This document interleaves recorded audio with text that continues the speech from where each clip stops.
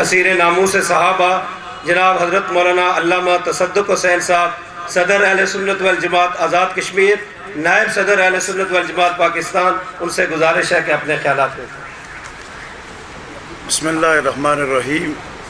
وقت کافی ہو چکا ہے کیونکہ مولانا صاحب نے آگے پروگرام میں بھی پہنچنا ہے.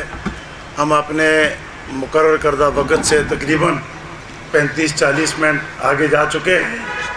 صرف ایک بات آپ دوستوں سے گزارش کروں گا، اپنے دماغ سے خوف و خطر کو ختم کر کے آپ پاکستان اور ریاست کشمیر کے کسی بھی کونے کے اندر ہو، اصحاب محمد کا دفاع اپنے اوپر لازم اور فرض سمجھیں، اور جو پیغام حق نواز سے لے کر آخری شہید تک ہمیں ملا ہے اس پیغام کو انشاءاللہ ہم نے آگے پھیلانا ہے.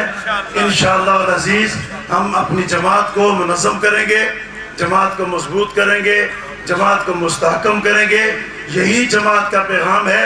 اہل کشمیر، آپ کراچی میں ہوں، آپ حیدرآباد ہوں، آپ سکھر کے اندر ہوں، آپ رحیم یار خان لاہور راول پنڈی کے اندر ہوں، آپ کسی بھی کونے کے اندر ہوں، آپ یہ عزم کر کے رہیں جماعت کا جو فیصلہ ہوگا ہم اس فیصلے کو من و عین قبول کرتے ہوئے، تسلیم کرتے ہوئے حق نواز کا دیا ہوا پرچم انشاءاللہ پہلے بھی بلند رکھا، آئندہ بھی بلند رکھیں گے، اور اپنی جانوں کے ساتھ کفن اس پرچم کے ساتھ لے کر انشاءاللہ قبر میں بھی جائیں گے.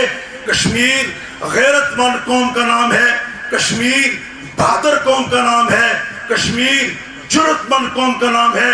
وہ اس پار کشمیر ہو یا اس پار کشمیر ہو، یا مہاجرین کراچی میں بس رہے ہوں، یا مہاجرین کشمیر کوئٹہ بلوچستان کے اندر ہوں، یا مہاجرین کشمیر خیبر پختونخوا کے اندر ہوں، یا پنجاب کے اندر ہوں، وہ اپنا سر ہمیشہ فخر سے بلند رکھتے ہیں. پھر ہماری تربیت حق نواز کی گفتگو سے ہوئی.